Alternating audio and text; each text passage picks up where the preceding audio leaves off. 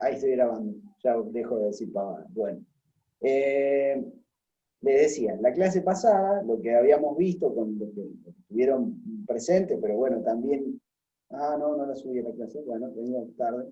Eh, lo que habíamos visto en la clase pasada fue cómo, si ustedes pudieran acercarse al texto de Echeverría, cómo nos plantea él, ¿sí?, una idea de lo que es la organización, más que nada la empresa, ¿no? Porque no es cualquier tipo de organización, no habla de una organización religiosa, no habla de una organización política ni de nada, sino que habla simplemente de una empresa y un tipo de trabajo, que es el trabajo asalariado, ¿sí?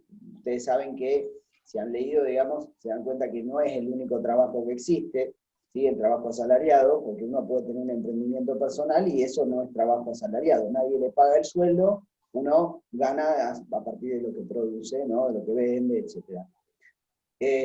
Pero bueno, Echeverría se refiere a la empresa, ¿sí? Y se refiere a las formas de progreso de una empresa, ¿no? Cómo fueron en un determinado momento digamos, las estrategias que tuvieron que poner en juego las empresas para poder producir más, ¿sí?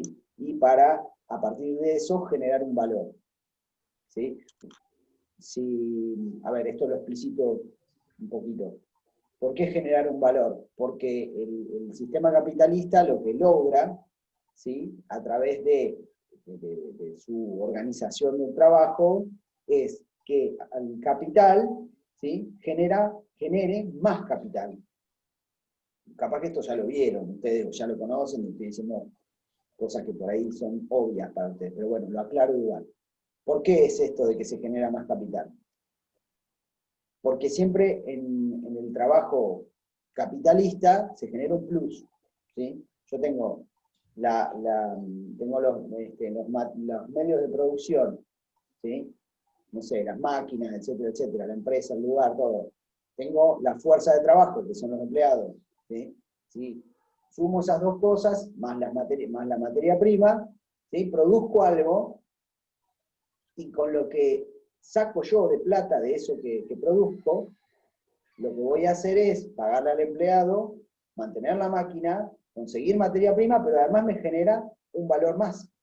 Entonces ahí está el plus, ahí está el más. Hay entonces el capital genera más capital, ¿sí? Entonces, para lograr eso, las empresas tuvieron que ver cómo hacían para optimizar su producción, ¿sí? Y ahí es donde entra Taylor a jugar un papel importante, ¿sí? Ustedes ya lo conocen seguramente, a Taylor. Eh, y también después, ¿sí?, o sea, Taylor lo que plantea es un modelo, bueno, donde se optimiza el tiempo de producción. ¿Por qué? Porque se regulan mejor los movimientos de los empleados, el tiempo que tardan en realizar esos movimientos, y por lo tanto, al optimizarse, producen más en menos tiempo. O producen más en igual tiempo, ¿sí? Eso le da como resultado, digamos, una forma de entender el trabajo, una forma de regularlo a ese trabajo, ¿sí? Que por mucho tiempo, forjó la subjetividad, si se quiere, de los trabajadores. O sea, los trabajadores están acostumbrados, es como decir esto, los trabajadores estaban acostumbrados a realizar un trabajo en donde no tenían que pensar, ¿sí?, porque el trabajo ya estaba digitado, ya estaba diseñado por los ingenieros que diseñaban los movimientos en el trabajo y todo lo que tenían que hacer. Entonces no se le pedía al empleado, no se le pedía al trabajador raso, ¿sí?, al operario, no se le pedía que pensara, se le pedía simplemente que ejecutara lo que otros le ordenaban, ¿sí? Una acción, tal cual. ¿Qué sucede en la actualidad? ¿Sí? O sea, eso pasó por un modelo que es el taylorista, de la administración científica, después pasó por otro modelo, lo van a encontrar muy simple en Echeverría. Pasó por otro modelo, que es el modelo de Ford, ¿sí?, que lo que hace es, además de esto que trae Taylor, lo optimiza, pero para el trabajo en coordinación unos con otros, ¿sí?, y arma lo que es la producción en cadena. Ustedes vieron ejemplos de la producción en cadena, de cómo se montan los autos en las fábricas. Vieron que hay una línea de montaje, ¿sí? Y primero se le pone, no sé, la carcasa, Primero será el esqueleto del auto, después la rueda, después no sé qué, por último la carcasa, la pintura, pero todo en una línea de montaje, en donde uno tiene que coordinar con el otro. ¿Sí? Trabajo en serie para optimizar los recursos. Exactamente, exactamente. Sí, porque a Taylor le faltaba eso, digamos. Entonces el sistema Fordista lo que logra es eso. ¿Sí? Estoy haciendo Digamos que Ford lo mejora. Exactamente. Sí, Un mecanismo de regulación, dice. el Claro. mecanismo de regulación es cómo vos controlás que el empleado esté realizando bien su tarea.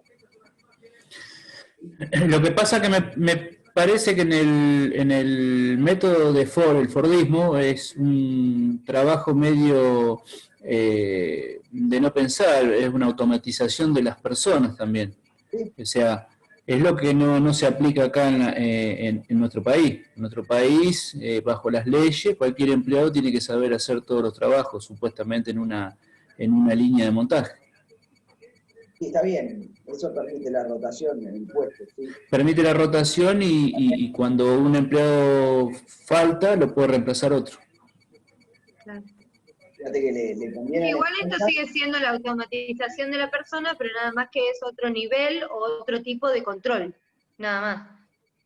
Sigue siendo un trabajo, o sea, al operario tampoco se le permite pensar, pero nada más que es otro tipo de forma de mantenerlo controlado.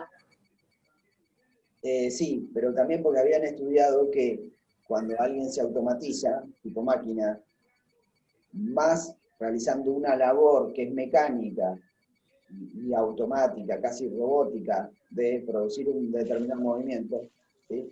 Ahí vienen los incidentes. 8 horas haciendo esto, más alienada se encontraba la persona. Entonces, inciden sobre eso, alienado en el sentido de que pierde sentido el trabajo que realiza, en ese sentido de alienación. ¿Sí? En el sentido de que para la persona no tiene sentido poner un tornillo todos los días. ¿Por qué? Porque no ve cuál es el producto que arma. ¿Sí? Esto es consecuencia también de la división del trabajo. O sea, el Taylorismo, más que nada el Fordismo, hacia una división del trabajo. No solo en términos de que por un lado está el que piensa y el otro el que ejecuta, ¿sí? Como decíamos con Taylor, sino división en el sentido de que cada vez se compartimentaliza más, o sea, se divide más la tarea. Para producir un auto necesito una cadena de, no sé, distintos sectores que van produciendo distintas cosas. Como pasa en el celular cuando se produce una barra, cuando se produce algo, ¿no? Hay distintos sectores que hacen distintas cosas con respecto a ese producto. Lo que sucede con esto es que la persona, ¿sí? Antes el trabajo, digamos, el trabajo del artesano, el que producía, incluso en el taylorismo también, era una persona la que armaba todo el producto, ¿sí? Lo que pasa es que se regulan sus movimientos, pero cuando armabas todo el producto, vos te identificabas con ese producto que realizabas, ¿sí? Eso quiere decir que vos decías, mirá, esto hice yo, mirá, este producto, esto lo armé yo. ¿Sí? No sé si les pasa a ustedes cuando hacen una torta. No sería lo mismo cuando uno hace una torta que venga otro y bueno, yo puse los huevos, vos batiste, el otro hizo tal cosa, el otro hizo tal otra. Ya lo sentís como propio, como un logro propio, ¿no? Como que bueno, vos formaste parte, pero en definitiva sos uno más dentro del equipo. Ves el producto, ¿sí?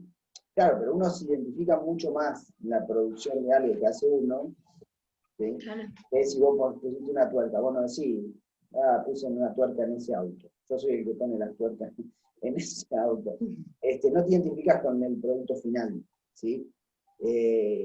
Entonces pierde sentido el trabajo, ¿sí? Además no sabés a dónde va eso, a quién se lo vendés, si está conforme la persona con eso, bueno, toda una serie de cuestiones relacionadas al trabajo, que la división del trabajo hace produce la alienación del trabajo. Bueno, entonces, igual les decía, ese trabajo tiene una forma de regulación, ¿sí? La forma de regulación establece también, va pareja, va a la par de las estructuras de las organizaciones o de las empresas tradicionales, ¿sí? Por eso el autor habla de, por un lado, el nacimiento de una empresa tradicional, y por otro lado habla de la crisis. ¿Por qué de la crisis? Porque el trabajo manual, que era el trabajo princeps, el trabajo principal que había para ese tipo de empresas, para la empresa tradicional, empieza a decaer en importancia y empieza a cobrar importancia el trabajo intelectual. Es más, todo trabajo tiene en la actualidad una parte de concepción, ¿sí? Una parte de pensamiento y también de ejecución, ¿sí? Y el trabajo intelectual comienza a ganar terreno, les digo yo, o sea, empieza a ser importante. ¿Qué significa que empieza a ser importante? Significa que el tipo de empleado que se pide hoy no es un empleado que ejecute nada más, sino un empleado que pueda pensar, que pueda resolver problemas, ¿sí? Porque el tipo de productos también ha cambiado, ¿sí? Entonces, en la empresa tradicional, la forma de regulación que había era el control tipo supervisión. O sea, un supervisor, un capataz, que lo que hacía era ver si el tipo producía bien. Pero además ese capataz tenía otros que estaban por encima, en una estructura piramidal, en una estructura piramidal, ¿sí? Donde arriba estaba el gerente y en donde se tomaban las decisiones arriba, ¿sí? Entonces, cuando algo fallaba abajo de la pirámide, en la producción, tenía que ir esa información desde abajo hacia arriba, y arriba tomar la determinación y llegar hacia abajo. Fíjense que es un poco eficiente eso, ¿sí? O sea, se tarda un montón. Poco práctico. Sí, es poco Cuando las decisiones necesitas tenerlas en el momento, era imposible. Claro, claro. ¿Sí? No podés, no se puede. O sea, lleva mucho tiempo, no es económico desde ese punto de vista. Claro. Y el criterio para el crecimiento de las empresas es que generen, ¿sí? Cada vez una mejora en la producción, ¿sí? En el rendimiento, en la cantidad que se produce, en la eficiencia, en la eficacia de lo que se produce. Y bueno, y si ese es el criterio, entonces esto no está sirviendo, dice Echeverría, para el desarrollo de las empresas. ¿Por qué? Porque hay algo que nos está, digamos, hay los cambios que se producen en el mercado, los cambios que se producen en la bolsa de trabajo, si se quiere, o en los requerimientos para los trabajadores, hacen que esta estructura, esta forma de trabajo, ¿sí? Esta forma de trabajo que es solamente ejecutar, o esta división, no sirva para la actualidad, ¿sí? Entonces eso hace entrar en crisis lo que es la empresa tradicional. Por eso es que se arranca a pedir que los operarios arranquen a pensar, y que es mucho más importante que el operario, además de hacer, resuelva los problemas. Y por eso se necesita que sea más calificado. Claro, exactamente. Sí, más calificado. Además se pide, digamos, que el empleado pueda innovar, tenga creatividad, ¿sí? Claro. Igual esto ustedes no necesariamente el corte es tan tajante entre un tipo de empresas y otra, o entre lo que pide el mercado, ¿sí? Estamos hablando de empresas que compiten a nivel internacional o nacional, ¿sí? Estamos hablando de ese tipo de empresas, ¿sí? De ese tipo de trabajo. E incluso, en su desarrollo que nos caracteriza a nosotros acá en Argentina, lo que sucede es que hay modelos que se cruzan, ¿sí? De empresas tradicionales que se manejan de manera tradicional hay un pastiche, digamos, una mezcla, ¿sí? Que a veces es contradictoria para la propia empresa, ¿sí? Entonces nos encontramos con tipos de trabajo que están pensados al estilo de la empresa tradicional, ¿sí?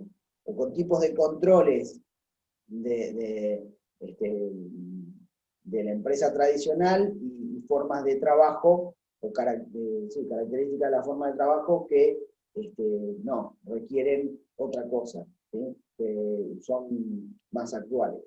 Entonces, ustedes se pueden encontrar, cuando vayan a la empresa, se pueden encontrar con un panorama distinto. Y la idea es que lo puedan leer a eso, porque eso hace, no es que no tiene incidencia, eso hace a la subjetividad que se pone en juego, a lo que se espera de un trabajador.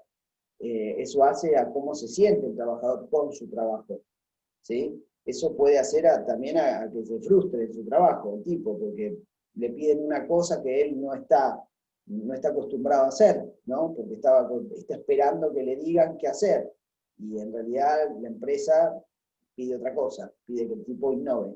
Entonces, mucha gente se quedó en el tiempo. En ese sentido, no se ha formado, y bueno, y los despiden, no tienen cabida en esas empresas, ¿sí? Digo, se pueden suscitar un montón de situaciones. Lo importante es que tengan algunos parámetros como para poder leerlo. Eso ustedes. Que puedan identificar, bueno, esto corresponde a la empresa tradicional, esto no, ¿qué se está pidiendo acá? ¿Sí? Bien. Eso es un poco lo que habíamos visto en la clase pasada. Ahora, esto se articula con algo que yo les ponía, les decía, que está en el texto de Claudio Alonso, ¿sí? Que habla de las distintas formas de trabajo, ¿sí? O las distintas perspectivas del trabajo. Hay un momento casi sobre el final del texto que trabaja, digamos, la cuestión relacionada a la lógica mercantil, ¿sí? Y qué es lo que sucede con la subjetividad en este tiempo, ¿sí? Lo cual hace, si ustedes pudieron leer eso, Robert Dufour lo que plantea, ¿sí? Es que hay una caída también de esto tradicional, ¿sí? De esto tradicional en general. No hablo solamente de la empresa tradicional, sino de las formas de subjetivación, o sea, los modos de subjetivación. Los modos de subjetivación es, a ver, cómo nosotros entramos en el mundo, ¿sí? Cómo nos relacionamos con otros, cómo nos relacionamos con los trabajos, cómo nos relacionamos con distintas instituciones, ¿sí? Y con qué recursos contamos para atravesar esas instituciones, ¿sí? Lo que él plantea a grandes rasgos es como lo que se llama caída de los grandes relatos, ¿sí? Caída de la figura paterna, si se quiere, caída de la ley. ¿Qué significa eso? Significa que lo que venía a ordenar, ¿sí? El comportamiento de las personas en sociedad, ya está en caída eso, ya no lo ordena, ¿sí? Él habla de los grandes relatos como lo que da sentido, digamos, a la acción de las personas dentro de la sociedad, ¿sí? Por ejemplo, un trabajador, la idea de progreso, ¿sí? La idea de progreso, por ejemplo, es un ejemplo, nada más, pero digo, la idea de que vos en un trabajo vas a progresar y vas a cambiar tu status quo dentro de la sociedad. O sea, vas a progresar y vas a ascender a otra clase, ¿sí? O de que te vas a construir tu casa, de que vas a tener tu familia, depende qué entienda cada persona ahí por progreso, ¿sí? Pero digo, eso, el día de hoy, te cae a pedazos, ¿sí? Con una economía, con un mercado internacional que no sabemos qué valores puede producir, con inflación, olvídate, ¿sí? Es muy difícil sostener eso, ¿sí? Los grandes relatos ya no están presentes en las personas para orientar su acción dentro de la sociedad, ¿sí? No están. Las personas no se sostienen por eso. Bueno, yo por ahí les pregunto a la mayoría, ustedes que son jóvenes, digamos, seguramente ya hayan vivenciado esto, ya lo vivencian, ¿no? O sea, la seguridad, lo que te ordena, digo, yo por ahí les estoy cagando una ilusión, capaz que la tienen todavía, ¿no? De que, bueno, No. se van a recibir de técnicos en seguridad e higiene y van a progresar en su vida. Y No. no sé si no sé, habrá que ver, no sé qué piensan, Leila, Marcelo, no sé si la quiera. No, está muy difícil. Valerse de un estudio y un trabajo para progresar hoy en día, no. De mi forma de ver las cosas, ¿no? Hoy un valor de una casa es inalcanzable, por ejemplo, lo que más quiere uno progresar. ¿Sí? Yo te digo, personalmente yo hago instalaciones de gas, de agua, de luz y no, los valores son exorbitantes, no te da. No te da. Aparte de otro trabajo que tengo, que bueno, que doy clase en las escuelas, pero que es lo que me mantiene, pero lo que es servicio como lo que estoy haciendo, no, la gente cada vez va más para atrás, cada vez se achica más. Hoy un baño, para hacer un baño en una casa, estamos hablando de 80, 90 mil pesos, 120 mil pesos, un baño. Bien, sí. Está bien que es lo más caro, Un ¿no? estudio tiene más probabilidad de tener un trabajo más estable. ¿Cómo, Pablo? Y con un estudio puedes tener un trabajo más estable, estudio terciario o universitario, mucha más salida laboral. Sí, el estudio es para progresar dentro de una empresa o ganar lugar dentro de la empresa y estar en una mejor situación económica. Pero Una eso mejor no... situación económica. Que se ha perdido tanto la estabilidad en todo, que hay tantos factores que alteran día a día tu vida, económico, social, desde todo punto de vista, que ya no se puede tener ningún ideal como certero. Claro. O sea, decir, si tengo esto, me va a pasar esto otro. Hay tantos factores que alteran la vida de cada uno, Bueno, certero no hay nada. más allá de lo que cada uno entienda como progreso, porque por ahí uno como progreso puede entenderlo desde lo económico y otra persona puede estar pensando que el progreso es la tranquilidad de poder decir, bueno, tengo mi casa, tengo mi familia, la puedo mantener y ya con eso me siento tranquilo y siento que puedo progresar. Siento que eso hoy, en esta sociedad, Sí. y hace mucho tiempo, no se puede ver como algo certero. Es más que Siento nada, que es día a día y que se vive así. para ser un poco más claro en esto que estoy diciendo, y si no se hace un pastiche también, acá estamos hablando, pero digo, es la caída de los ideales, ¿sí? La caída Exacto. el ideal que te rige en la vida, porque en cualquier momento la situación hace que tengas que cambiarlo eso, ¿sí? O que se caiga, o que directamente no hay ideal, ¿sí? No hay ideal. ¿No? Entonces, por eso la cuestión de la figura del padre como ordenador de la ley. Sí, nosotros hoy en día tenemos que reconocer también que la sociedad nos lleva a cuestiones incoherentes, a situaciones en donde nosotros entendemos la ley, pero no es que nos ordena totalmente la ley a nosotros, ¿no? Incurrimos también en faltas, en cuestiones, no nos rige tanto la ley en lo que en nuestra vida cotidiana, ¿sí? Es ideal de la ley, ¿sí? Entonces, sigo, ¿no? Esta caída de los grandes relatos, ¿sí? Que nos daban sentido al porvenir. Saludos, novio, Marianela. Estas cosas que nos daban sentido a nuestro progreso en la vida, ¿sí? Digo, nos daban sentido al momento de ir a trabajar. ¿Para qué voy a trabajar? Claro. Voy a trabajar por esto y por esto otro, ¿sí? Entonces, ¿qué sucede? ¿Qué sucede? Porque nos vamos a meter más que nada con el trabajo, ¿no? Pero digo, ¿qué sucede con el trabajador si se cae ese ideal? Y bueno, si se cae ese ideal, entonces el trabajador tal vez no sienta a la organización como una familia, no sienta a la organización como un lugar donde tiene que estar, donde se va a sentir seguro, donde le va a brindar estabilidad, no. Y además hay una flexibilidad laboral, una precarización del trabajo, que hace que tampoco desde lo económico, ¿sí? Uno pueda agarrar y decir, bueno, me caso con este. No, el trabajador se transforma en un mercenario. ¿Por qué? Porque si lo único que buscas es lo económico, Vas a ir al mejor postor. a eso, Si vos buscás lo económico, ¿qué sos? Sos oveja del mejor postor. O sea, donde te pagan más, te vas.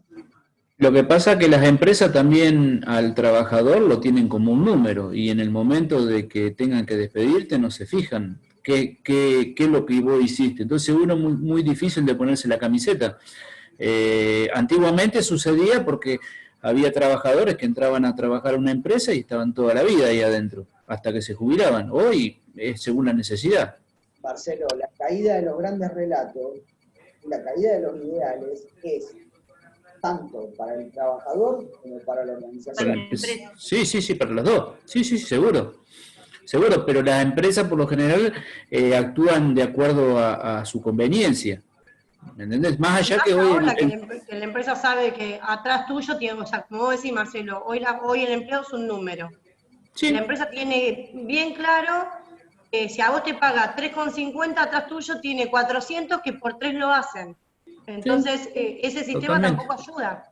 Esa es la flexibilización laboral, esa es la búsqueda del mercado. Esa es la economía mundial, digamos, que lo que busca es que más barato le salga la mano de obra. O sea que... Tal cual. Y ahí también es a donde perdés el compromiso del empleado de ponerse la camiseta. Porque ahí te va en juego el buen humor que vos podrías llevar si te pagan bien, si las condiciones que te brindan están buenas. Ahora, si a vos te pagan 3,50 y sos un número, la predisposición que vos tengas al momento de trabajar no es la ideal. Es que hoy está pasando eso. Vos Claro. imaginate en un lugar como China el sueldo que ellos tienen, o sea, el sueldo promedio que ellos tienen, son centavos, trabajan por centavos. No sucede acá en nuestro país, pero tiende a eso, porque cada vez los sueldos se van más abajo. Sí, pero porque son mulos, porque en toda la fábrica que vos no tenés un estudio y entras a trabajar y te meten en cualquier máquina a manejar, obviamente que te van a pagar un sueldo re bajo y no es lo mismo que tener un estudio. Sí, lo que pasa es que las empresas, por lo general, ese tiempo que vos te ponen a trabajar en una máquina, para ellos es una inversión, porque vos a lo largo de tu periodo vos vas aprendiendo. Y después sos digamos, un empleado necesario, pero seguís cobrando sueldos bajos. Por más que tenga título o no tenga título, no se fijan en eso. Porque Eso hoy, también cambió. en una escuela, Porque cuando vos tenés un título te habilita a un sector. No, cuando vos tenés un título tenés una diferencia de categoría nada más, no te habilita a un sector u otro. Ponele, vos vas a ser operario ahí, vas a manejar la grúa cuando te recibes de técnico.